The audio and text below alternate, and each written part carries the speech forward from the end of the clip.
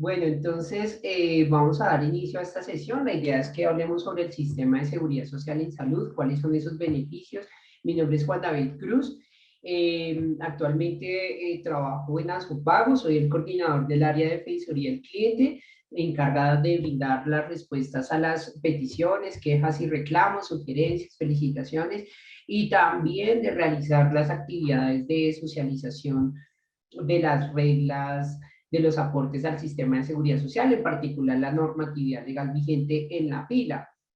Pues he tenido el privilegio de ser invitado el día de hoy para hablarles de este tema que muy seguramente va a ser muy útil para todos ustedes y pues que tiene como finalidad ver esas ventajas que tenemos los usuarios o tenemos los colombianos al momento de estar afiliados de manera correcta y hacer los pagos de manera adecuada, correcta y oportuna al sistema de seguridad social en salud.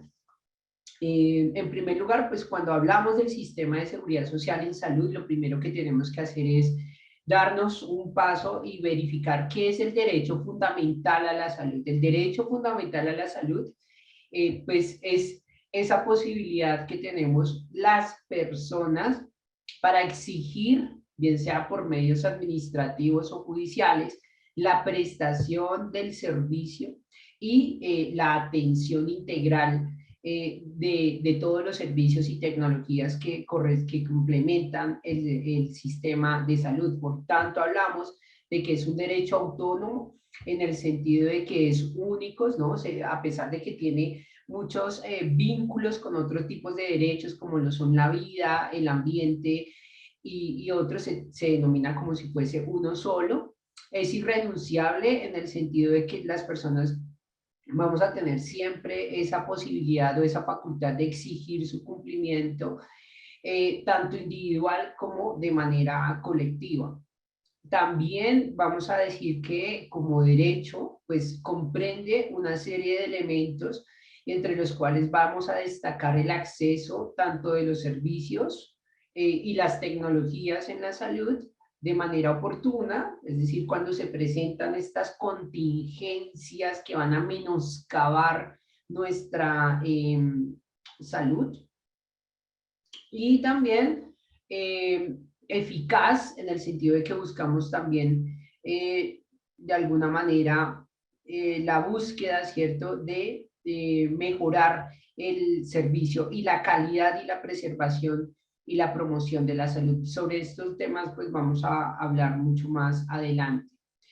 También, además de ser un derecho, es un servicio público esencial, es decir, el Estado tiene una tarea indelegable que consiste en vigilar, en controlar, en regular, en organizar, en supervisar y en coordinar el servicio del sistema de salud, tanto a los entes prestadores y los otros agentes. Aquí hablamos de que hay un sistema totalmente armónico e integrado, tanto por el sector central, ¿cierto?, del Estado, aquí vemos el Ministerio de Salud y Protección Social a la cabeza, como unas entidades también descentralizadas, como por ejemplo mencionaron una, CELINVIMA, ¿cierto? La Superintendencia de Salud, las comisiones o consejos de sistemas de seguimiento de enfermedades terminales, entre otros. Entonces vamos a ver un grupo heterogéneo que se encarga básicamente de revisar estas cualidades del servicio de la salud. También vamos a encontrar unos elementos, bueno, acá hay unos rayoncitos que se hicieron ahorita, supongo. Bueno, bueno, no, pero no fui yo. Eh, unos elementos del derecho fundamental a la salud que consisten básicamente en la disponibilidad, ¿cierto?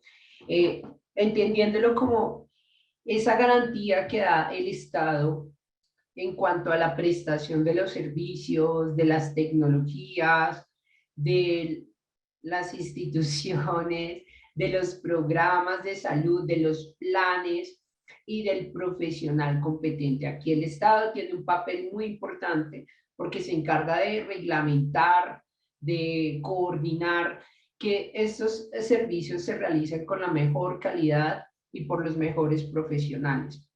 La aceptabilidad es un principio también del servicio a la salud que consiste en el respeto que deben presentar todos los agentes del sistema de salud. Cuando hablamos de los agentes, hablamos de las entidades promotoras de salud, de las instituciones prestadoras del servicio de salud, ¿cierto?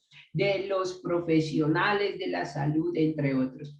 Entonces vamos a hablar que precisamente vamos a tratar de resaltar ese respeto por la ética médica, por las condiciones socioculturales y por una integralidad en el sentido de que vamos a respetar las cosmovisiones o la interculturalidad. ¿Esto qué quiere decir? Que la ley, ¿cierto?, trata de identificar y respetar esos conceptos tradicionales o costumbres que tenemos en el país y en el ámbito global sobre qué significa la salud o los elementos básicos de la salud, ¿cierto? En las etapas de promoción, de prevención, diagnóstico, rehabilitación, tratamiento y de la etapa paliativa, ¿cierto? De la enfermedad. Entonces, es ese concepto que vamos a integrar sobre los grupos o personas que tienen una visión distinta como métodos alternativos y complementarios a los científicos realmente que deben tener en general las entidades que prestan este servicio. En cuanto a la calidad de idoneidad, pues vamos a decir, claro, todos los establecimientos, los servicios, las tecnologías deben estar centradas en qué, en la persona, en el usuario. Esto quiere decir que las entidades promotoras de salud o en su cabeza está la obligación de que todos los servicios y las tecnologías de salud tengan como finalidad una prestación de servicio de óptima calidad basada en criterios técnicos y científicos aprobados por las entidades competentes o por las comunidades científicas. Y finalmente, la accesibilidad, que es un principio universal del derecho a la salud, que busca la cobertura de todos los colombianos al sistema en condiciones de igualdad y respeto por esas diferencias interculturales que podemos tener en el país. Por ejemplo, trátese de algunas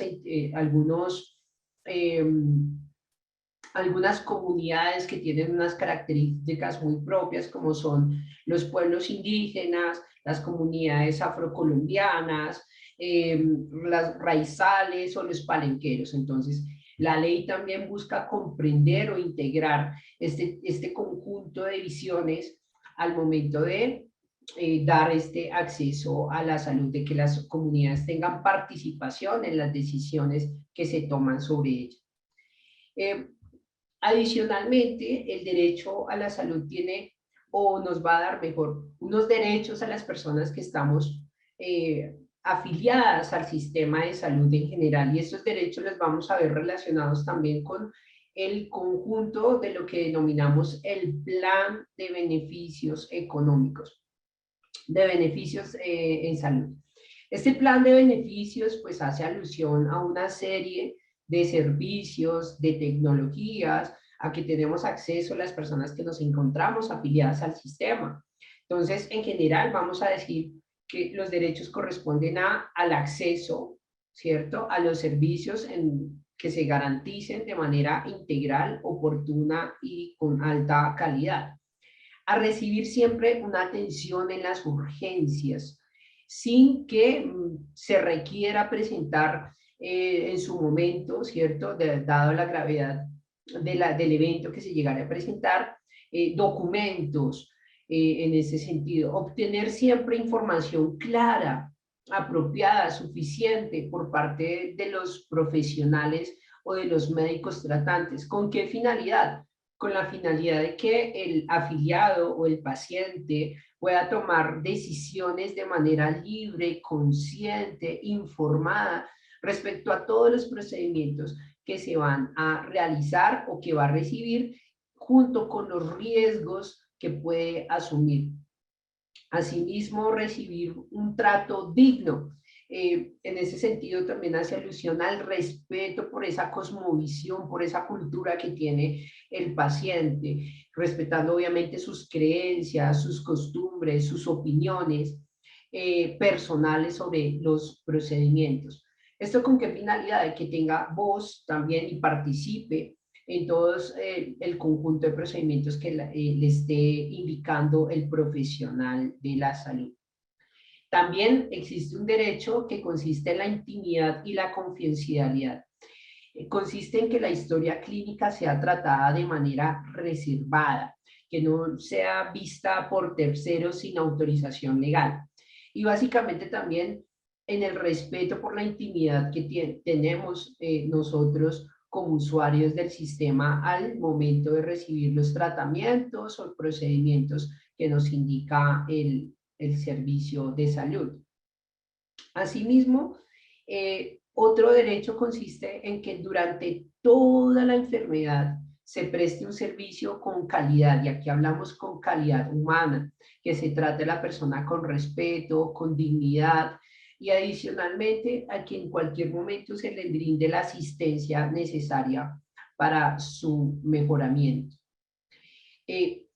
También, y aquí vamos a decir, la provisión y el acceso oportuno a las tecnologías y los medicamentos requeridos.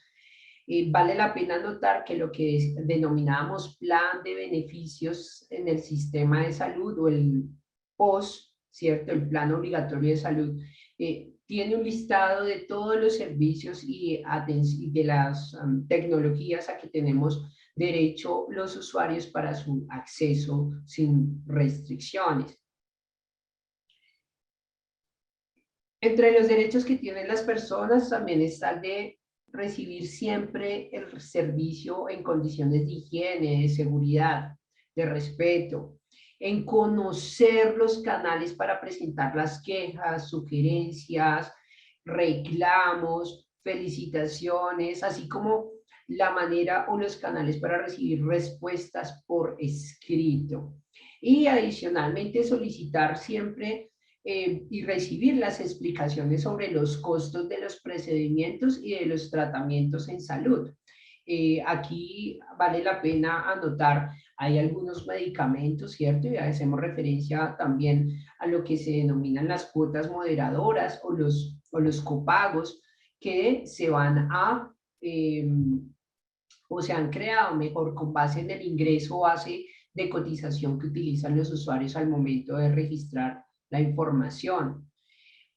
No estar sometidos a tratos crueles que afecten la dignidad como paciente, ni a soportar tratos o sufrimientos evitables, o estar obligados a padecer enfermedades que pueden recibir tratamiento o que son curables.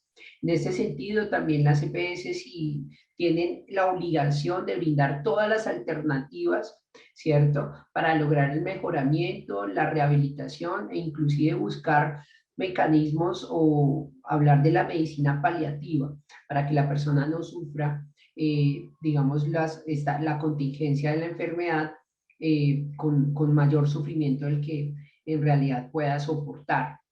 Y adicionalmente, pues no trasladar esas cargas burocráticas y administrativas en cabeza del afiliado. Estos son básicamente los derechos de las personas relacionadas con el servicio de la salud. Pero asimismo tenemos que hablar de una correlación de deberes, y entre los cuales pues vale la pena destacar el autocuidado propio de la familia y de la comunidad a la cual pertenecemos. Es un principio básico que busca, ante todo, que procuremos el cuidado de nosotros mismos, no exponiéndonos a riesgos innecesarios, ¿cierto?, para no adquirir alguna enfermedad que pueda ser tratada, o bueno, no adquirir enfermedades que innecesariamente. Atender de manera oportuna y eficaz todas las recomendaciones que nos dan los médicos tratantes. También es una obligación de nosotros como afiliados al sistema, como también, y esta es tal vez de las principales, efectuar el pago de la cotización o del aporte al sistema de seguridad social en salud cuando estamos obligados a ello. Otros deberes que tenemos como afiliados es actuar de manera solidaria, no solamente con el financiamiento del sistema, sino también ante los eventos en los cuales las personas o nosotros mismos, o bueno, nuestros familiares, se encuentren ante un riesgo que menoscabe su salud o la vida inclusive. Respetar al personal que nos está atendiendo, tanto en la parte administrativa como al médico tratante, y obviamente suministrar la información de manera clara, completa y oportuna al médico tratante. Entonces aquí vemos un conjunto de derechos, de garantías y de deberes que tenemos como afiliados, y podemos hablar y podemos reconocer en consecuencia que el sistema de seguridad social en salud en el régimen colombiano pues tiene dos perspectivas o dos maneras o dos regímenes, los cuales consisten en el contributivo para aquellas personas que tienen una capacidad de pago, o el modelo asistencial o subsidiado para aquellas personas que por sus condiciones socioeconómicas no pueden o no tienen la capacidad para contribuir al sistema, es decir, para efectuar el pago de una cotización. Es importante reconocer o identificar cuándo nosotros estamos obligados a pertenecer al régimen o a pertenecer al régimen contributivo o a hacer los aportes. Tal vez es la principal obligación que tenemos los colombianos o residentes en el territorio nacional, mejor, en el sentido de que identificando los vínculos laborales o los ingresos, pues debemos de hacer los aportes. En consecuencia, ¿cuándo estamos obligados a pertenecer al régimen contributivo? Cuando estamos vinculados mediante un contrato de trabajo, cualquiera que sea su modalidad, si es verbal, si es escrito, si es permanente, si es temporal o cualquiera que sea la forma en que se haya vinculado a la persona. También cuando las personas son trabajadores independientes, bien sea, esto es personas naturales que realizan una actividad económica, ejercen una profesión o un oficio por cuenta propia, ¿cierto? Que asumen ese riesgo por cuenta propia o con contrato de prestación de servicio. Vale la pena también señalar que la norma general indica que también están obligados a pertenecer a este régimen afiliado los pensionados y jubilados y las personas que se encuentren en esta condición o calidad de pensionados como activos en el mercado laboral. Consecuencia, pues ya una vez identificados qué tipo de vínculo laboral o si tenemos la capacidad de ingreso, pues debemos de hacer las cotizaciones al sistema de seguridad social en el régimen contributivo. Y en el régimen subsidiado, pues vamos a encontrar las personas que no tienen esta capacidad de pago. Generalmente son las personas que tienen una alta vulnerabilidad o una, digámoslo así, una marginalidad y que no tienen en consecuencia, pues, los mecanismos o los medios para efectuar el pago de los aportes. Generalmente este sector poblacional se identifica a través de la encuesta del CISBEN que se realiza en cada uno de los municipios, identificando a cuál categoría le puede pertenecer y se asigna en este mecanismo asistencial. Entonces es muy importante, conociendo nuestros derechos, garantías y deberes como afiliados, debemos también reconocer qué tipo de afiliado puedo ser. Y estas afiliaciones, pues las vamos a realizar siempre de manera directa ante la EPS. Las afiliaciones consisten básicamente en un acto, ¿cierto? Es un contrato que se realiza entre la persona directamente y una entidad promotora de salud. A través del registro de nuestra información, de nuestros datos, en un formulario, bien sea físico o virtual, autorizado por el Ministerio de Salud y de la Protección Social, o a través del sistema de afiliación transaccional. Esta inscripción o este registro se realiza por una sola vez ante la EPS a la cual nos vamos a registrar o afiliar, y el hecho de afiliarnos pues nos da la condición de cotizantes afiliados, y ahí ya vamos a obtener los derechos, garantías y obligaciones del sistema de seguridad social en salud. Es muy importante resaltar que este es un proceso o es una actuación que no requiere de intermediarios, es un acto que podemos realizar por sí mismos de manera directa y personal, sin necesidad de acudir a terceros, sin necesidad de acudir a una persona que nos pueda estar de pronto cobrando, ¿cierto? Sin que se encuentre autorizado, o los famosos postes. La afiliación al sistema de seguridad social es un acto que también implica declarar unos datos, y son los datos de registro. Por tanto, debemos de registrar esta información de manera veraz, completa, clara y oportuna. Esto significa que si nos preguntan por nuestros datos personales, pues muy seguramente es una información importante que debemos suministrar a la EPS, ¿de acuerdo? Entonces son datos que debemos de tener siempre en cuenta. En cuanto se adquiere esa condición de afiliado o de afiliado al sistema de seguridad social, independientemente del régimen al cual se encuentre eh, la persona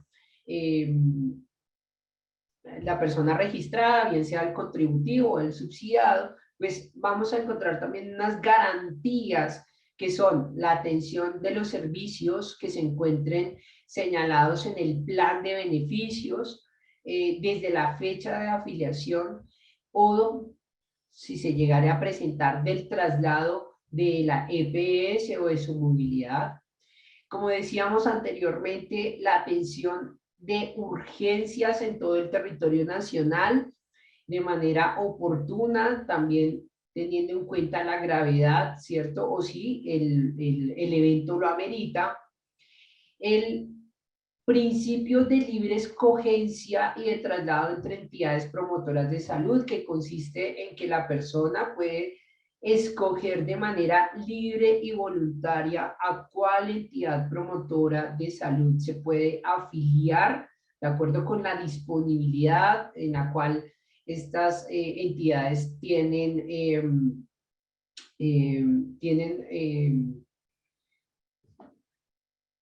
dentro del territorio, ¿cierto?, en que se encuentra domiciliado o residenciado la persona, influencia.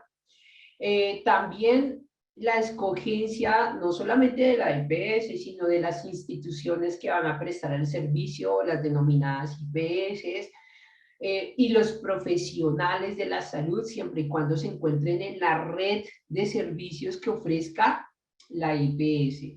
Yo como usuario también tengo esa garantía de poder escoger cuál médico tratante, cuál especialidad, si es del caso, y la hospital o IPS que me pueda atender. Y adicionalmente un derecho que casi debemos de conocer con más puntualidad, que es el relacionado con la participación como afiliado o como usuario del sistema, bien sea de manera individual o colectiva, en organizaciones o en asociaciones que tienen como finalidad la veeduría, la representación de los usuarios frente al sistema. Entonces, básicamente vamos a ver que hay un conjunto de derechos, de obligaciones y de deberes que tenemos los usuarios al momento de estar afiliados. Estas generalidades y estas garantías también van asociadas con un conjunto de principios o de guías orientadoras que deben de tener en cuenta las entidades promotoras de salud, como lo son la universalidad, la ley 100 del 93 tiene como finalidad la cobertura de todos los habitantes del territorio nacional al sistema de seguridad social en salud. Por esa razón se crearon estos dos regímenes, tanto el contributivo para aquellos que tienen capacidad de pago, como el subsidiado para aquellos que no. Y tiene como finalidad pues que todos estemos dentro de este sistema, que tengamos el acceso a los servicios y las tecnologías de la salud. También igualdad en el sentido de que como todos tenemos acceso o debemos de tener acceso, también se respetará la diferencia cultural que tengamos o las cosmovisiones que tengamos dentro de la salud. Estos son principios que se tuvieron en cuenta en la ley 1753 del 2011, que también reformuló el derecho a la salud. La prevalencia de los derechos en el sentido de que también vamos a tener en consideración unos derechos que van a primar sobre otros, y aquí hacemos relación a los derechos de los niños, de las niñas y adolescentes, considerando pues sus etapas, ¿cierto? De los 0 a 6 años, de los 7 a 14 años y de los 15 hasta los 18 años. Un enfoque diferencial en el sentido de que la ley también reconoce que hay unos sectores poblacionales debido a que son minorías étnicas o por sus orientaciones, ¿cierto? Pues tienen un concepto diferente de salud y que tienen también un enfoque diferencial en la prestación del servicio. La calidad en el sentido de que se debe prestar un servicio que sea óptimo y que sea reconocido por las comunidades científicas. Cuando hablamos del plan de beneficios económicos, vamos a ver que todo el conjunto de garantías y derechos que se encuentran allí establecidos son los autorizados por las entidades competentes, esto es el Ministerio de Salud y Protección Social, y que la regla general nos va a decir que se encuentra excluido de ellos.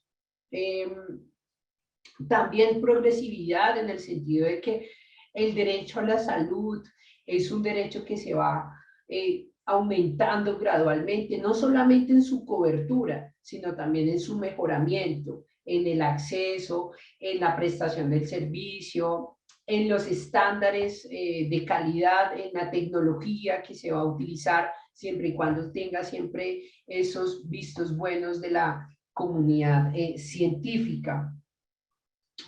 También vamos a hablar entonces, en consecuencia, de los deberes como afiliados en el sentido de las personas que nos encontramos obligadas a hacer las cotizaciones o afiliaciones al sistema, en especial el régimen contributivo. Habíamos dicho que como obligados se encuentran los vinculados a través de contrato de trabajo. Por esa razón hay unas obligaciones especiales o unos deberes especiales para los empleadores o quienes sustenten esta calidad, como por ejemplo, y son muy sencillas, inscribir a la persona en una entidad promotora de salud, cualquiera que sea el vínculo laboral que tenga con este trabajador, bien sea contrato de trabajo verbal, escrito, temporal, permanente, y obviamente contribuir al financiamiento del sistema. El sistema de seguridad social en salud no es viable si no cuenta con los recursos y no tiene la sostenibilidad económica o fiscal para poder garantizar el acceso y la disponibilidad a los servicios y tecnologías. Por esa razón, es deber de los empleadores y también de los obligados a efectuar el pago, realizarlo de manera correcta, adecuada y oportuna, es decir, pagar cumplidamente. Cuando se trata de un empleador, descontar de los ingresos de los trabajadores el aporte que les corresponde. En el sistema de salud hay que tener en cuenta que una cosa es la cotización, que hace alusión a esa obligación económica o el pago que se realiza a la EPS o al sistema de salud, y el aporte que consiste en la tarifa que le corresponde al empleador y la tarifa que le corresponde al trabajador. Y también girar oportunamente los aportes y cotizaciones al sistema. Vale la pena señalar que usualmente una idea que tenemos o que tenemos antes de revisar este tipo de temas ya de manera eh, detallada, tenemos la idea de que la cotización se gira directamente a la EPS. En realidad las EPS tienen una condición o una figura legal y es que son delegatarias del ADRES. El ADRES es la administradora de los recursos del sistema de seguridad social y estos recursos se consideran para fiscales y también públicos, es decir, que son inembargables y son administrados por las EPS. Por esa razón, las cotizaciones no o tienen esta característica de ser públicas y para fiscales también. Otra responsabilidad que tienen los empleadores es la de reportar de manera oportuna y adecuada todas las novedades laborales que pueda presentar el trabajador. Cuando hacemos alusión a las novedades laborales, pues vamos a identificarlas como aquellas que tienen características permanentes o temporales. Es decir, aquellos eventos que de alguna manera van a afectar la prestación personal del servicio que realiza el trabajador y el ingreso base de cotización con el cual se van a calcular los aportes al sistema. En ese sentido, pues debemos de entender que son, por ejemplo, las incapacidades de origen general, las licencias de maternidad, la suspensión temporal del contrato de trabajo, o el ingreso y retiro o el inicio y fin de la relación laboral. Estas novedades y el pago se realiza a través de la pila. La pila pues es una ventanilla virtual a través de la cual se autoliquida y pagan los aportes al sistema de seguridad social integral y parafiscal de manera unificada e integral. Y una de las principales obligaciones de los cotizantes o de los aportantes es reportar la información de manera correcta, adecuada y oportuna, pues estas novedades correspondiendo entonces al ingreso base de cotización real. Estos deberes como empleadores también lo tienen los trabajadores independientes. Los trabajadores independientes realizan el pago de los aportes al sistema de seguridad social por sí mismos y son ellos quienes van a calcular por sí mismos el ingreso base de cotización y en consecuencia los aportes o la cotización a pagar. En ese sentido, pues los trabajadores independientes también tienen esta serie de obligaciones frente al sistema. Como podemos ver, son muchos más las garantías, los derechos que tienen las personas frente al sistema de seguridad social que los deberes. Los deberes realmente son básicamente dos, que son el pago oportuno y el de brindar información clara, completa y oportuna a los prestadores del servicio. El plan de beneficios en salud, pues es una serie o un conjunto no solo de servicios, sino también de tecnologías que tienen como finalidad la atención de manera integral a los usuarios. Aquí vamos a hablar sobre unos aspectos básicos al momento de presentarse la contingencia de una enfermedad. Estamos hablando de la promoción de la salud y de la prevención en el sentido de que será un antes de que se presenten este tipo de contingencias y hablamos también del deber de autocuidado que tenemos todas las personas, del diagnóstico y tratamiento, de la posterior rehabilitación e inclusive de la paliación de una enfermedad. Esto como mecanismo de la derecho fundamental o de protección al derecho fundamental a la salud. Por ende, el plan de beneficios en salud que busca garantizar no solamente el acceso, sino también la disponibilidad, la calidad e idoneidad de todos los servicios y tecnologías de la salud a disposición del usuario o afiliado. Dentro de los planes de beneficios en salud, como ya hemos manifestado, se encuentran los servicios de urgencias, los tratamientos médicos, quirúrgicos, los planes de promoción y prevención. Encontramos también inclusive algunos servicios que no se encuentran expresamente señalados en el plan, pero que por vía de interpretación jurisprudencial se han ido incluyendo, como los servicios de transporte intermunicipal, suministro de pañales, de cremas faciales, entre otros. ¿Qué no se encuentra incluido en el plan de beneficios en salud? Aquellos servicios y tratamientos que tienen un propósito cosmético, aquellos servicios que no se encuentren avalados por la comunidad científica o se encuentren autorizados por la autoridad competente, esto es el Ministerio de Salud y Protección Social, aquellos servicios que no se presten dentro del territorio nacional, en el sentido de que el plan de beneficios solamente va a tener en cuenta los que se puedan prestar en Colombia, esto por la territorialidad de la ley. También aquellos servicios y tecnologías de la salud que no tengan ninguna condición o evidencia científica sobre su seguridad o eficacia clínica. Todos los demás servicios y tecnologías en cuanto a la prestación de los servicios que propendan por el mejoramiento de la salud y el cuidado de las personas se encuentran entonces en este plan. Básicamente los beneficios consisten en tener acceso a ellos en cualquier momento, en cualquier lugar y obviamente al seguimiento de la enfermedad hasta su rehabilitación. Hola Juan David, ¿cómo estás? Qué pena contigo, ya nuestro tiempo se está acabando, ya nos queda una Adelante. minútica.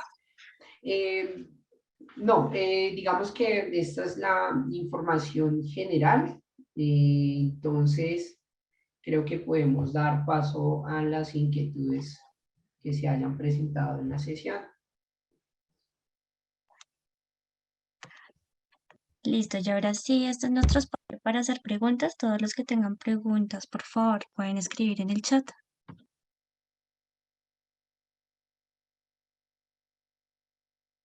Bueno, tenemos una pregunta de Andrés Pinzón. Dice, el tratamiento para los certificados que emite de paz y salvo las administradoras que presentan los servicios del sistema de seguridad social, ¿en qué fecha lo expiden y si tengo mora, me pueden generar un estado de cuenta? El certificado de pagos al sistema de seguridad social. ¿Sí entendí bien? ¿Me repites, perdón? Sí, el tratamiento para los certificados que emiten Paz y Salvo las administradoras que presentan los servicios del sistema de seguridad social, en qué fecha lo expiden y si tengo moran, me pueden generar su estado de cuenta. De acuerdo. Bueno, el pago de los aportes al sistema de seguridad social se realiza a través de la pila. Hay unas reglas de recaudo, ¿cierto? Que se encuentran en la resolución 2388 del 2016. Cuando la persona se encuentra al día en sus pagos, ¿cierto? Las EPS o las entidades promotoras de salud a las cuales nos encontramos afiliados en calidad de cotizantes, pues están en la obligación de expedir los certificados precisamente de paz y salvo. ¿Cuándo los van a emitir o a expedir? En el momento en que nosotros reportemos, si es preciso, las novedades de retiro, ¿cierto? O finalización o desafiliación del sistema. En cuanto a las moras se presentan cuando la persona no hace el pago oportuno de los aportes al sistema de seguridad social.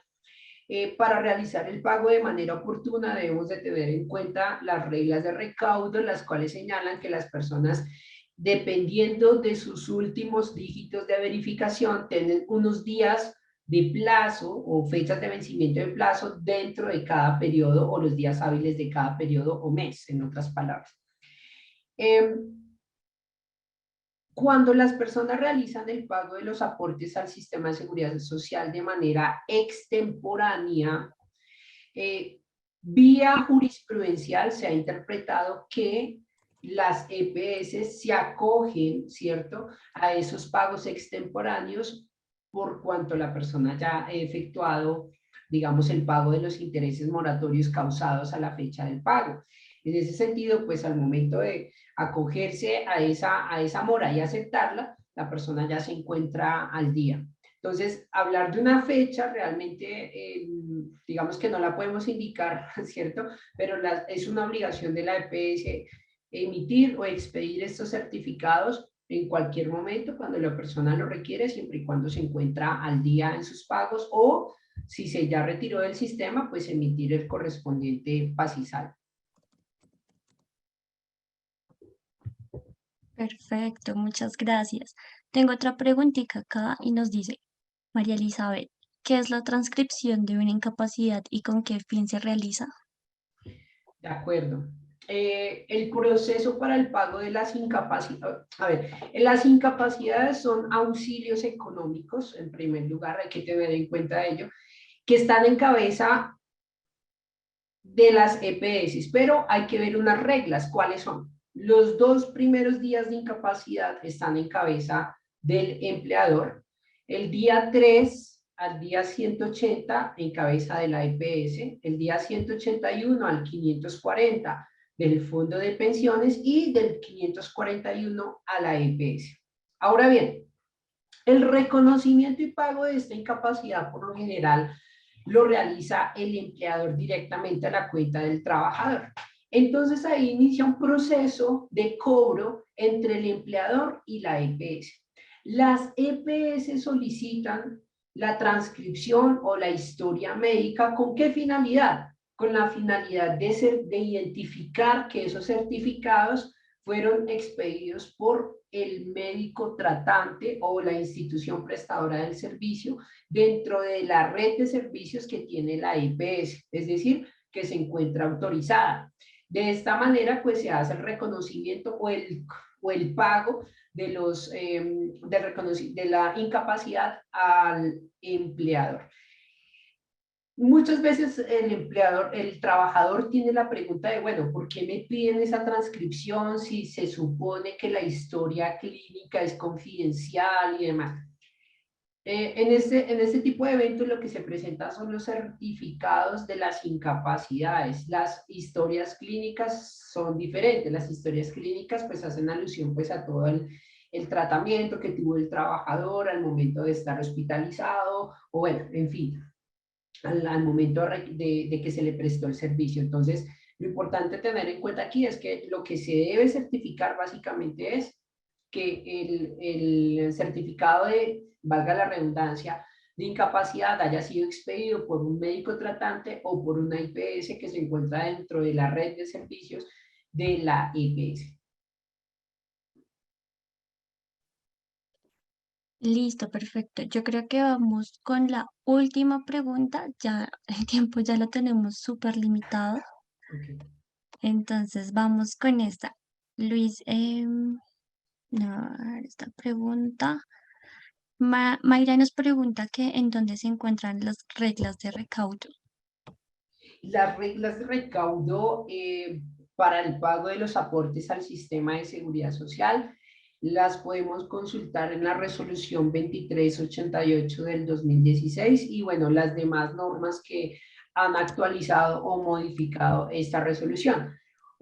Un consejo que siempre brindo es buscar el anexo técnico o los anexos que correspondan a esta resolución con la palabra actualizado, ¿cierto? Y ahí vamos a encontrar primero los tipos de planilla, los tipos de aportante, los tipos de cotizantes, las novedades que se pueden marcar dentro de la pila y adicionalmente pues las maneras en que se deben marcar.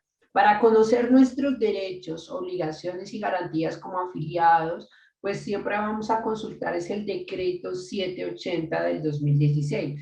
Entre ellos pues vamos a encontrar, entre otras cosas, cuáles son los servicios que prestan las EPS, cuáles son nuestros deberes, cómo y qué reglas debemos de tener en cuenta al momento de liquidar novedades como la incapacidad, como la licencia de maternidad, entre otros. Entonces, básicamente, esas son las dos normas que vamos a tener en cuenta siempre en el sistema de seguridad social en salud. El Decreto Único Reglamentario del Sector Salud y Protección Social 780 del 2016 y la Resolución 2388 que nos dice cómo, qué y cuándo se deben efectuar los pagos. Bueno, entonces muchas gracias, Juan David. En serio, ya nuestro tiempo se acabó. De nuevo, agradecemos tu asistencia, tu disposición y muchas gracias por la información y por poder responder las preguntas que nuestros participantes están realizando. Entonces, bueno, entonces sin más preámbulos, démosle la bienvenida a Luis Quintero, que es pues, nuestro economista de mi planilla, que nos va a hablar un poco sobre para qué cotizar a riesgos laborales. Entonces, Luis Quintero, bienvenido, adelante. Muy buenos días, Lorena. ¿Cómo estás? A todos, muy buenas tardes, perdón. Es que buenos días, buenas tardes. ¿Cómo se encuentran? ¿Me escuchas bien? Muy bien, perfecto. Ok, excelente. Permíteme, voy a compartir la pantalla en este momento. ¿Me confirmas, por favor, cuando la estés visualizando? Ya lo estamos viendo. Listo, entonces muchas gracias por la invitación. Mi nombre es Luis Alberto Quintero, soy economista, actualmente trabajo en el operador de información de mi planilla y en esta oportunidad queremos hablarles sobre la importancia de realizar los aportes al sistema de riesgos laborales. Entonces, durante este espacio les vamos a compartir aquello que ustedes deben saber sobre los riesgos laborales, cómo realizar un proceso de afiliación, quienes son obligados a cotizar aportes a este sistema y podríamos también empezar a ver, vamos a ver obviamente cuáles son las tarifas sobre las cuales se realizan aportes a este sistema y si el tiempo nos lo permite, aclararemos algunas inquietudes que ustedes puedan presentar. De igual manera, estos espacios son enriquecedores, por lo que los invitamos a estar muy atentos a aprender mucho sobre los temas de seguridad social que muchos usuarios tienen en su cabeza que son temas bastante complejos debido a los cambios a los que se enfrentan constantemente, ¿cierto? Entonces acabamos de ver cómo Juan David todo el sistema de salud, ahora vamos a dar inicio al sistema de riesgos laborales. Lo primero que debemos tener en cuenta es que toda actividad implica para quien la ejecuta unos riesgos, ¿cierto? O sea, si de pronto un usuario es independiente, tiene su propio negocio, vende arepas, posiblemente levante cajas en su oficina o aquellas empresas que realizan la contratación de sus trabajadores, obviamente el hecho de estar de una vez en un sitio diferente a la casa, entonces posiblemente, bueno, a la casa descansando, o sea, sin ningún vínculo laboral, posiblemente va a estar expuesto a un riesgo, ¿cierto? De los cuales se deriva una responsabilidad a cargo de quien crea o se beneficia de la actividad. En este caso, ¿quiénes se benefician de la actividad que está ejecutando el trabajador? Pues el empleador, ¿cierto? Entonces, miren que aquí hay una responsabilidad de todo aquel empleador que tiene a su cargo trabajadores por los cuales van a ejecutar alguna actividad y como resultado de esta se van a lucrar, por así decirlo, ¿cierto? Se van a beneficiar. Entonces, ¿qué es el Sistema General de Riesgos Laborales? Es un mecanismo de protección, ¿cierto? Para todos los trabajadores que habitan hoy en día Colombia, orientado al aseguramiento y atención de los empleados, ¿cierto? Ante la posible ocurrencia de accidentes de trabajo o enfermedades laborales. Entonces, este Sistema General de Riesgos Laborales fue creado con la Ley 100 de 1993 y ha surtido cambios, ¿cierto? Hoy en día contenidos en la Ley 1562. Sin embargo, su objetivo fundamental es la protección de todos los trabajadores, ¿cierto? En todas aquellas personas que tenemos un contrato de trabajo, estamos ejecutando alguna actividad e independientemente de cuál sea, podemos estar expuestos a un riesgo, ¿cierto? Por lo que el sistema lo que busca es protegernos de cualquier eventualidad que se pueda presentar.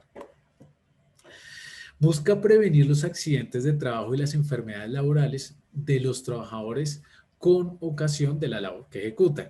Entonces, miren que aquí viene algo interesante y es lo que ha venido o lo que buscan las administradoras del sistema de riesgos laborales y es prevenir, ¿cierto? Es mucho mejor prevenir que tener que atender una calamidad, ¿cierto?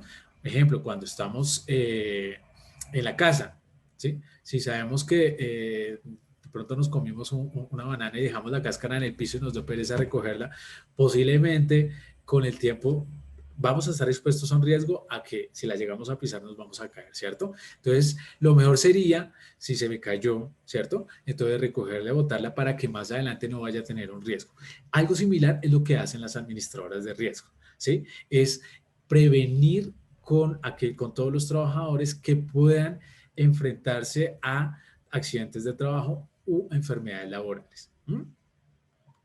Importantísimo es que son actividades que tengan que dependan de la labor que están ejecutando. ¿Cómo es el proceso de afiliación? ¿O qué deben tener en cuenta todos los responsables de pagar un riesgo laboral? Entonces, lo primero es que todos los trabajadores dependientes, ¿cierto? Vinculados mediante un contrato de trabajo y todos los servidores públicos deben estar afiliados al sistema de riesgos laborales. Entonces aquí vamos a ver que todas las entidades públicas que tengan sus trabajadores con contrato de trabajo los deben vincular y las entidades privadas, las empresas privadas, las personas naturales que tengan trabajadores, digamos que tengan una panadería, ¿sí? Estas personas que son sus trabajadores, los empleadores deben afiliar, ¿cierto? Deben velar por la afiliación de sus trabajadores. Contratistas. Entonces vemos que en este mundo de la seguridad social están las empresas que pagan la seguridad social de sus trabajadores y también tenemos a los contratistas. Estos contratistas no tienen un contrato de trabajo, tienen un contrato de prestación de servicios. Entonces todos los contratistas que se encuentren vinculados a través de un contrato de prestación de servicios superior a un mes están obligados a afiliarse al sistema de riesgos laborales. ¿Eso qué quiere decir? Si de pronto usted es un contratista y su contrato de prestación de servicios es por 2 meses, por defecto debe afiliarse, ¿cierto? Si es de 30 días, debe afiliarse al sistema de riesgos laborales. Y aquí es importante que tengamos en cuenta algo muy interesante. Y es que puede que exista un contrato de prestación inferior al mes, ¿cierto? Un contrato de prestación por 3 semanas.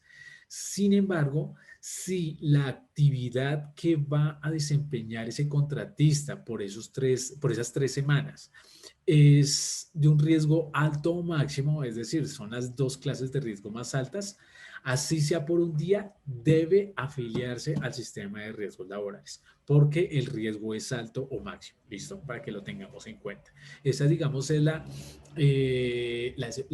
lo que debemos tener en cuenta para estos contratistas. Si tenemos contratos de prestación por menos de un mes, pero su clase de riesgo es la alta o la máxima, también deben afiliarse al sistema de riesgos laborales. Y hay algo también interesante y son aquellos pensionados que se reincorporan a la fuerza laboral. Entonces, ¿qué sucede? Hay personas que ya tienen su pensión, ya se encuentran pensionados, sin embargo, una empresa los puede contratar, ¿cierto? Entonces, si los contrata, ya sea como trabajador con contrato de trabajo, o sea, un dependiente, o a través de un contrato de prestación de servicios, si este pensionado, ¿cierto? Digamos, hablando puntualmente de un dependiente, si la empresa lo contrata con contrato de trabajo, valga la redundancia, entonces este pensionado al estar trabajando va a estar expuesto a un riesgo laboral. Por ende, debe vincularse al sistema de riesgos laborales. Solo en aquellos casos que se reincorporan a la fuerza laboral, para tener en cuenta. En caso de los trabajadores dependientes, bueno, ya vimos quiénes deben afiliarse de forma obligatoria al sistema de riesgos laborales. Ahora, es importante tener en cuenta que cuando estamos hablando de trabajadores dependientes, ¿cierto? Es el empleador quien debe realizar el pago total del riesgo laboral, ¿sí?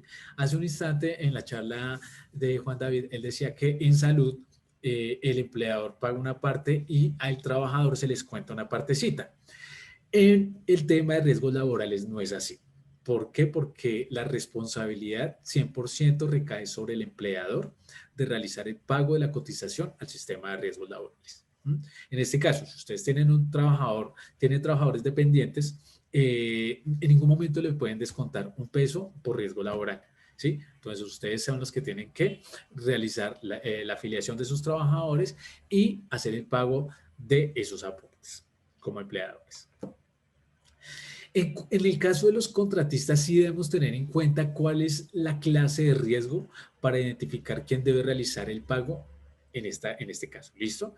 Entonces, Primero, y vamos a profundizar en ello más adelante, los contratistas, bueno, el sistema de riesgos laborales tiene 5 clases de riesgo, donde está la clase de riesgo mínima, baja, media, alta y máxima, ¿sí? Lo vamos a ver más adelante con las tarifas que les corresponden.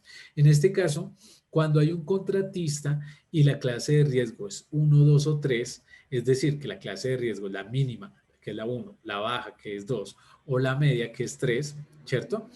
En este caso, el riesgo laboral, perdón, debe ser pagado directamente por el contratista. ¿No? En este caso, el contratista es el que tiene que colocar ese valor sobre la base de cotización del contrato de prestación de servicios y realizar el pago. ¿No?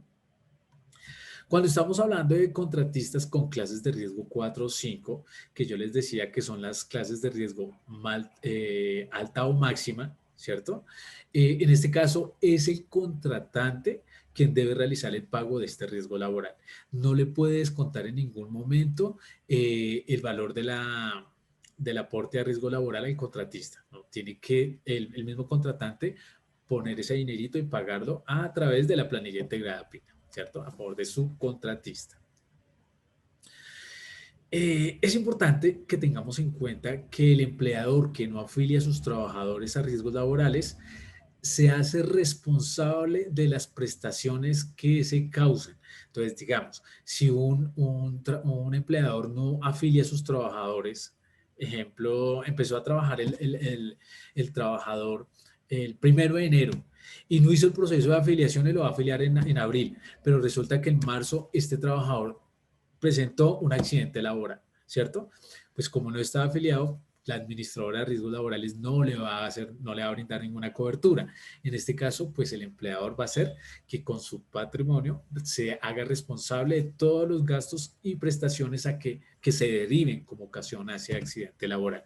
Por eso es muy importante que cuando realizamos un proceso de contratación, pues veremos porque todo lo que tiene que ver con afiliación a la seguridad social se dé dentro de los tiempos en los cuales el trabajador inicia su actividad.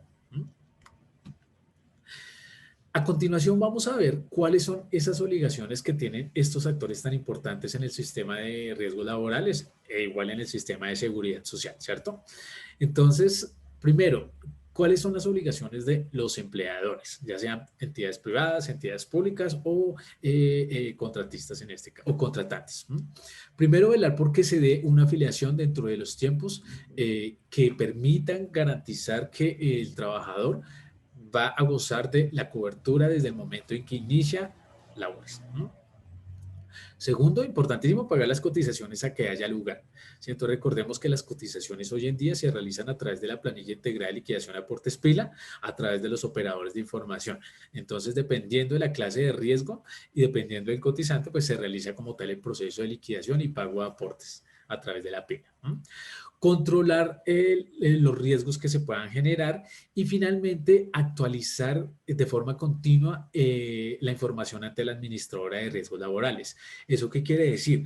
Que si tenemos un trabajador que está trabajando, digamos, con una clase de riesgo baja, o sea, clase de riesgo 1, y sale una convocatoria, ese trabajador es muy bueno, surte todo el proceso de la convocatoria y lo ascienden en un cargo en otra sede, de pronto con un riesgo diferente, pues es importantísimo que el empleador esté notificando como tal a la administradora de riesgos estos cambios para que el día de mañana si le llega se llega a materializar como tal un riesgo, entonces en este caso le pueda garantizar la cobertura de forma correcta.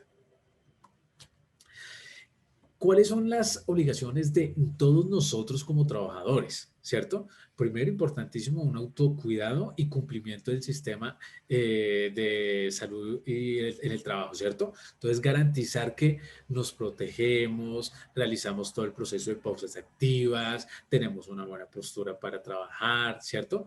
Garantizar que nuestro cuidado sea el más idóneo para las actividades que estemos realizando. Eso se ha venido decayendo un poco con el tema de la pandemia, con el tema del teletrabajo, que obviamente, digamos, ya estar trabajando directamente en casa se hace un poco más difícil que uno esté constantemente haciendo sus pausas activas. Sin embargo, es importante que como empleadores tratemos de buscar asegurar esos espacios para nuestros trabajadores y que importantísimo nosotros como trabajadores podamos sacar esos espacios para realizar estas pausas y de esta forma poder garantizar un cuidado permanente y constante, ¿cierto?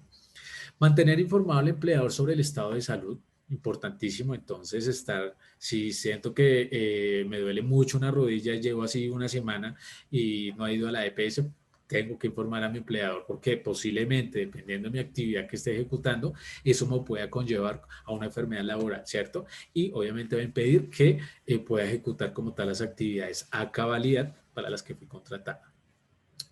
Y también participar en las acciones de promoción y prevención, lo que les decía. Entonces las empresas hoy en día hacen unos esfuerzos interesantes para que todos sus trabajadores puedan participar en diferentes actividades que permitan el autocuidado. Entonces, como nosotros es tratar de no tener excusas para no participar, sino sacar esos espacios que pueden ser de 15 minutos, pero nuestro cuerpo lo va a agradecer, ¿cierto? Entonces, tratar de participar en todas esas acciones de promoción y prevención. Y otro de los actores muy importantes pues son las ARLs, las administradoras de riesgos laborales. Obligaciones que tienen esas entidades: facilitar la afiliación, ¿cierto? Antes se veía hace mucho tiempo que para los independientes era complicado realizar un proceso de afiliación con las administradoras de riesgos, porque algunas decían que no los afiliaban, otras que sí, los mismos con los servicios domésticos, pero hoy en día ya esos temas son del pasado. Hoy en día las administradoras de riesgos garantizan y han hecho mucho más eficientes sus procesos al interior para garantizar que la afiliación de los usuarios sea mucho más rápida, ¿cierto? Más eficiente a través de diferentes canales, mecanismos, ¿no? Realizar actividades de promoción y prevención, claro, ellas son las que más promueven este tipo de actividades porque, como les decía al inicio, lo que se busca con este sistema es la prevención antes que la atención, ¿cierto?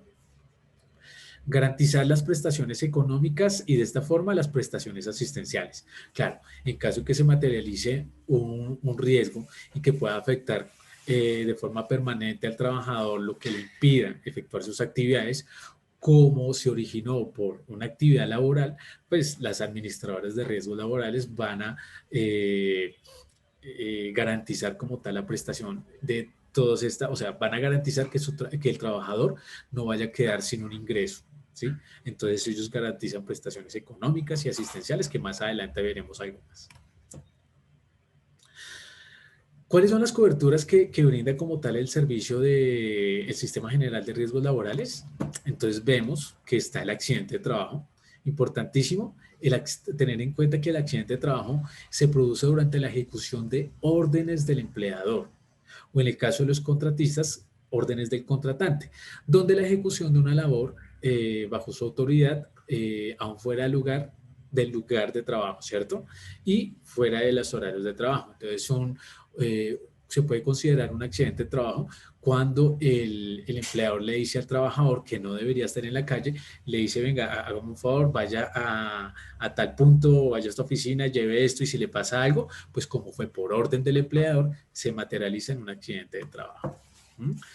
También es producido durante el traslado de los trabajadores o contratistas desde su residencia a sus lugares de trabajo o viceversa, ¿cierto? Entonces, cuando, digamos, hay transporte dentro de el contrato, ¿cierto? Cuando el transporte lo suministra el empleador, es decir, que si el empleador dispone de transporte para sus trabajadores, desde que se sube al transporte, ya si llega a ocurrir algo, se tiene en cuenta como un accidente de trabajo. Enfermedad laboral, estado patológico permanente o temporal que se ha generado como resultado de la exposición a factores de riesgo inherentes a la actividad laboral o del medio en el que el trabajador se ha visto obligado a trabajar. Entonces, vemos mucho en los temas de los call centers, en la secretaria, ¿cierto? Las personas que están prácticamente las 8 horas del día sentados frente a un computador digitando, ¿sí? Que se produce una enfermedad que es el túnel del carpo, ¿cierto? Entonces, puede que sea permanente o puede que sea temporal, perdón, dependiendo del momento en que se notifique a la administradora de riesgos y dependiendo obviamente del estado de avance de la enfermedad en este caso. Yo les hablaba al inicio sobre las clases de riesgo, y esto sí tiene que ver mucho con la planilla integral y liquidación de aportes pila, y es que dependiendo de la actividad que ejecute el trabajador, ¿cierto? Pues el riesgo laboral va a ser diferente. Tenemos en este momento, les decía, 5 clases de riesgo. Está la número 1, que es la clase de riesgo, el nivel de riesgo mínimo, ¿cierto? Clase de riesgo 1, con una tarifa del 0,522%. Y en esta tarifa se encuentra la mayor parte de actividades comerciales y financieras, así como los trabajos de oficinas, centros educativos, empresas dedicadas a la peluquería o tratamientos de belleza, actividades teatrales, artísticas y restaurantes, ¿cierto? Sin embargo, hoy en día todas las actividades se encuentran clasificadas en un archivo que, si desean, ya finalizando como tal toda esta sesión de charlas de seguridad social, se los vamos a compartir para que ustedes puedan acceder a él y puedan contar con esta información de primera mano. Segunda clase de riesgo es la 2, que es la baja, ¿cierto? Y en esta categoría, con una tarifa del 1.044%, y en esta categoría están todas aquellas compañías que realizan procesos manufactureros como fabricación de tejidos, textiles, confecciones, algunas labores agrícolas como elaboración de alimentos, marroquinería, fabricación de químicos, servicios de salud, litografías, coteros, ¿cierto? Estas son algunas de las categorías más frecuentes que tienen como tal asignada esta clase de riesgo número 2. La clase de riesgo 3 es la media, ¿cierto? Entonces, esta tiene una tarifa del 2.436%. Y en esta se encuentran aquellas compañías dedicadas a procesos manufactureros como fabricación de alimentos, alcoholes, agujas, automotores, productos de cuero, fabricación de productos de tabaco y plástico, fabricación de tapetes, tejidos, confecciones, flores artificiales, almacén por departamentos y algunas labores agrícolas, ¿cierto? Entonces miren que dependiendo de la actividad es importantísimo entrar a validar cuál es la clase de riesgo, porque miren que aquí hay procesos manufactureros que en el 2 también están, ¿cierto? En la clase de riesgo 2 y que también están aquí en la clase de riesgo 4. Entonces miren, clase de riesgo 4, nivel de riesgo alto. Entonces miren que aquí ya cambió de color de azul a verde. ¿Por qué el riesgo 4 tiene un color diferente con una tarifa del 4.350%? Porque estas son ya las clases de riesgo 4 y 5 son las que yo les hablaba puntualmente hablando de contratistas, que es el contratante quien debe hacer el pago del riesgo laboral, porque son las clases de riesgo más altas. Entonces, a la clase de riesgo 4 pertenecen algunas compañías con procesos manufactureros como aceites, cervezas, vidrios, actividades de transporte aéreo terrestre, producción especializada de caña de azúcar o la fabricación de papel o cartón, alquiler y reparación de automotores o maquinaria y construcción. Entonces vamos viendo que entre más compleja sea la actividad, obviamente se requerirá de unas habilidades muy específicas del trabajador y que por ende el riesgo va a ser mucho más alto, ¿cierto?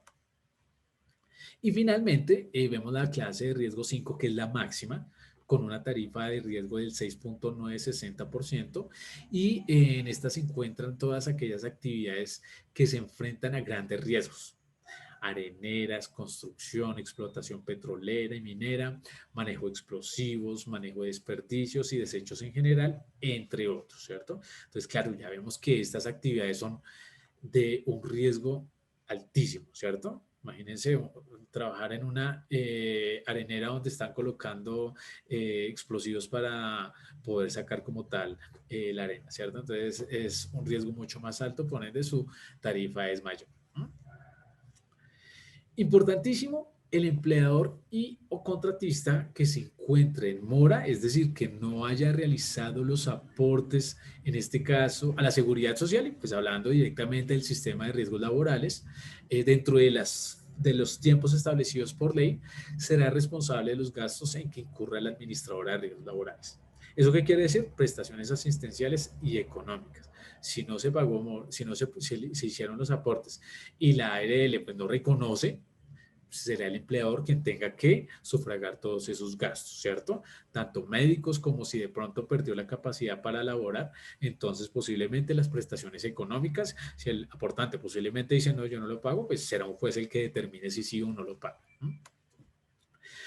Y para finalizar, vamos a ver todo el tema de las prestaciones económicas. ¿Cuáles son esas prestaciones económicas que las administradoras de riesgos laborales otorgan?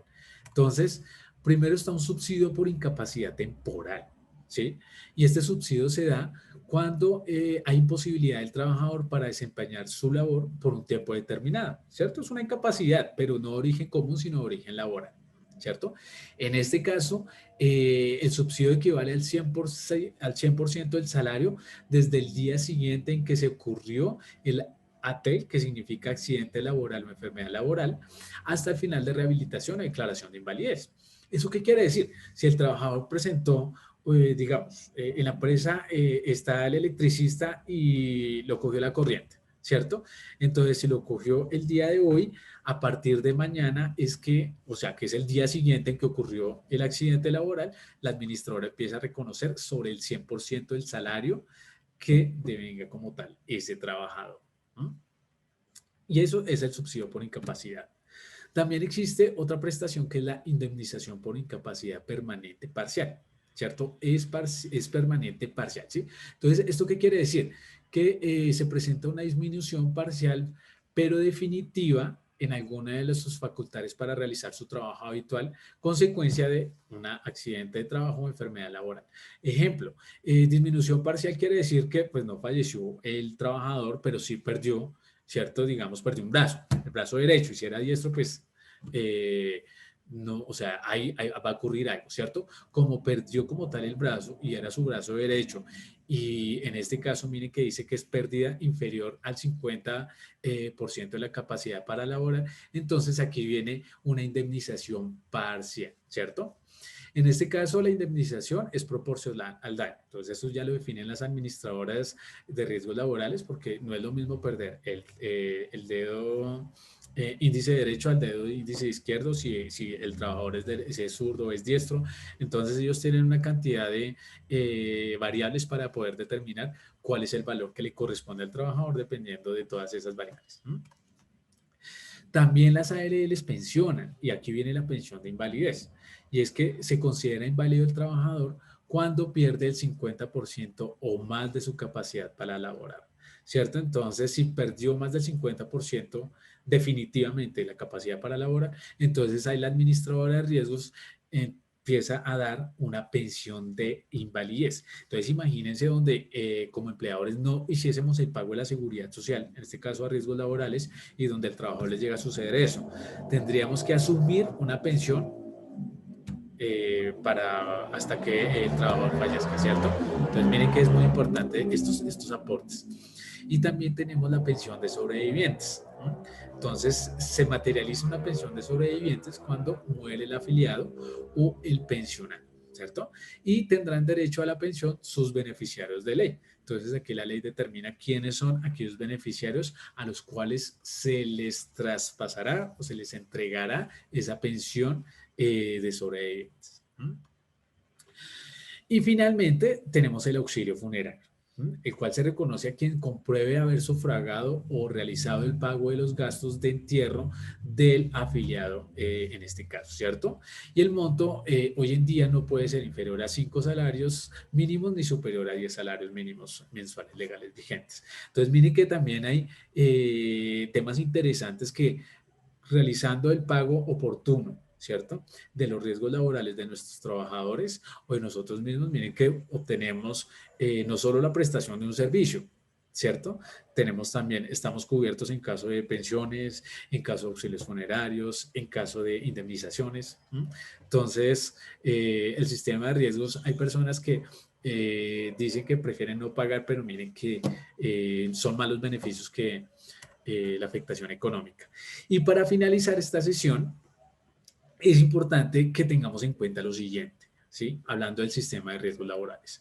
Primero, que la obligatoriedad de realizar los aportes al sistema de riesgos se encuentra reglamentada en la planilla PILA bajo la resolución 2388-2016, ¿cierto? En el anexo técnico 2 puntualmente, que es el que define todas las reglas de liquidación y pago de aportes de trabajadores activos, ya sean empleados dependientes o contratistas.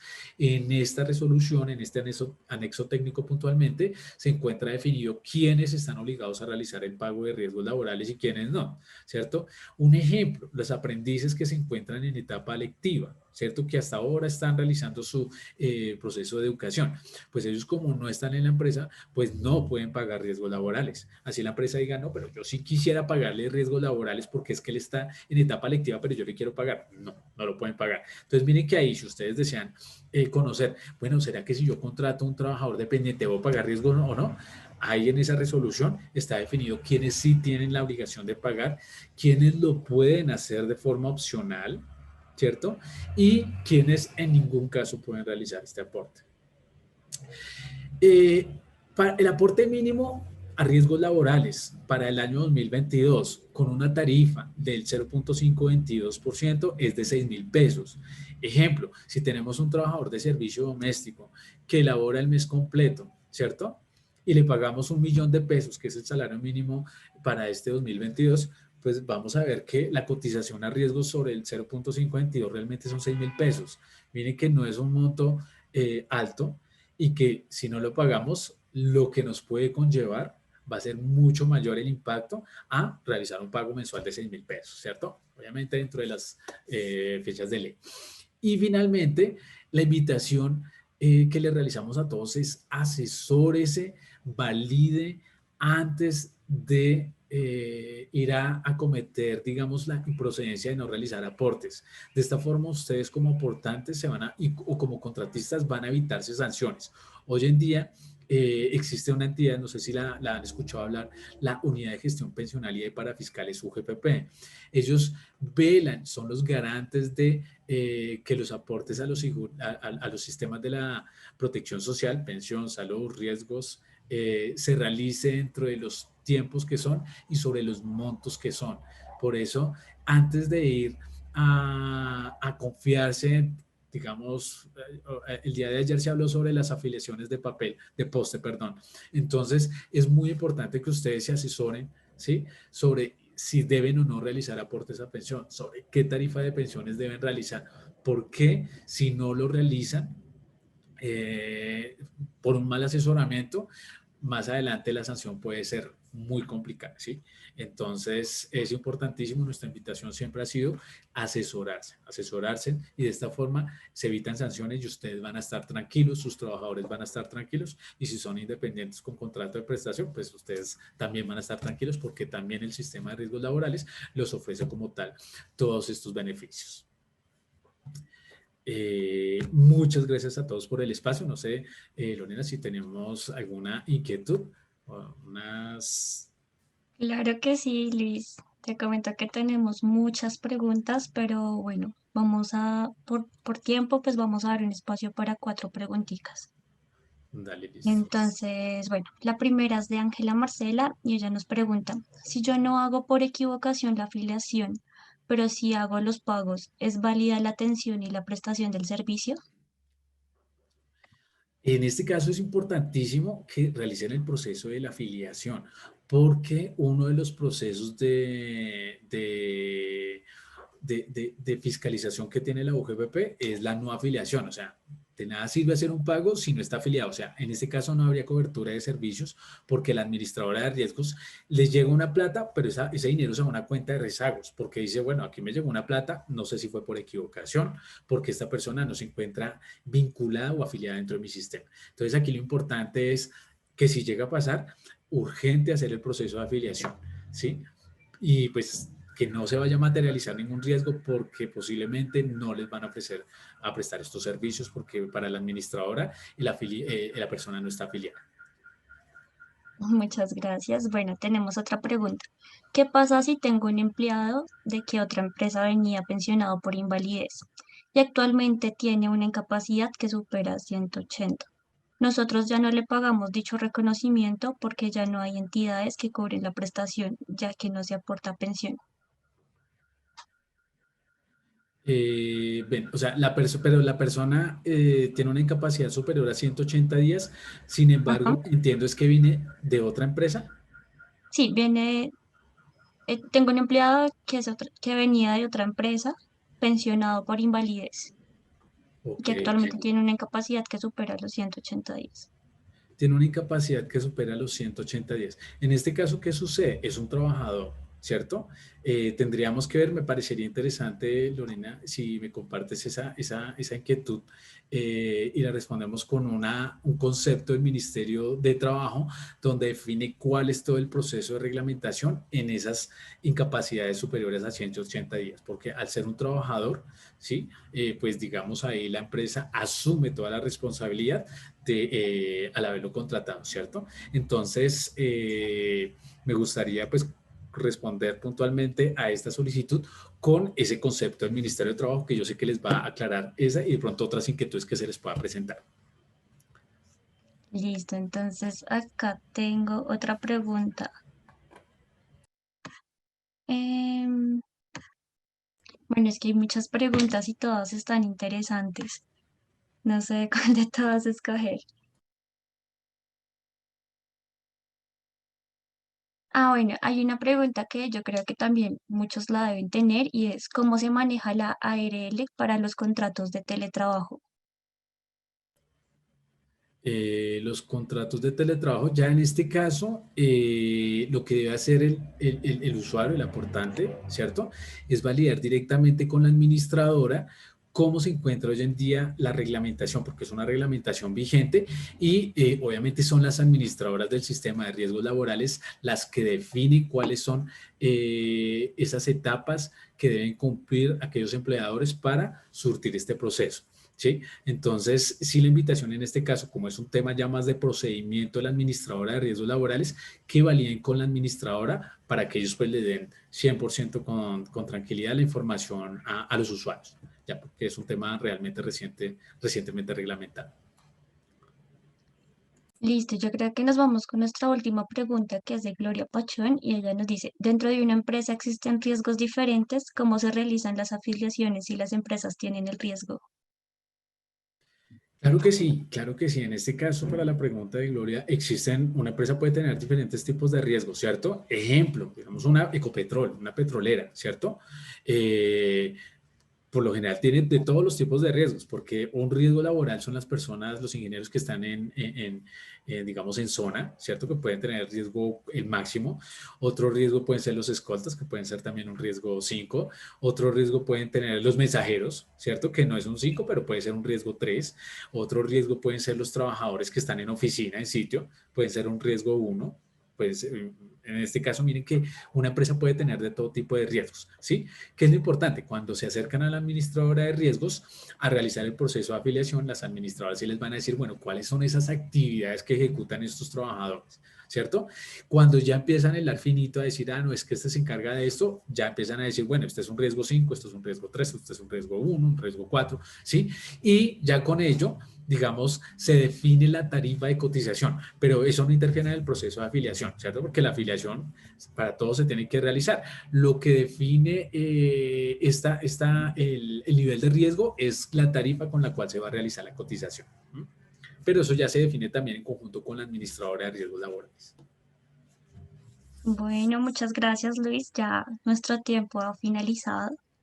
De Claro hecho, que pues sí. nos extendimos un poquito, pero pues la idea es tratar de responder todas las preguntas y no te imaginas las preguntas que te están haciendo.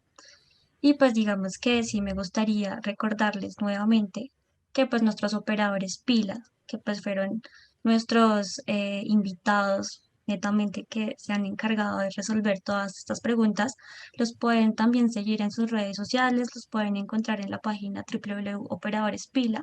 Puntualmente van a encontrar a mi planilla, a su pago, aportes en línea, Arus, Soy y Simple y se pueden contactar directamente con ellos y realizarle todas las preguntas que ustedes pues tengan o requieran y pues van a recibir una respuesta personalizada. Entonces, nuevamente, Luis, muchas gracias por toda la información, es muy valiosa. Sé que muchos acá están súper interesados y pues de ahorita están como con muchas inquietudes, muchas preguntas, pero pues la idea es poder responder y que pues ellos puedan encontrar sus soluciones netamente. Claro Entonces que sí. también pues muchas gracias a todos ustedes, a las personas que participaron, que hicieron parte de esta maratón y agradecemos su asistencia, tanto la de ayer como la de hoy, y asimismo les esperamos este jueves. Entonces, muchas gracias, feliz día para todos. Gracias Lorena por la invitación, a Operadores Pila, a todos los asistentes también les deseo una excelente tarde y pues que sean muchos espacios de estos enriquecedores donde podamos compartir. Claro que Feliz sí. tarde. Feliz tarde. Chao. Chao.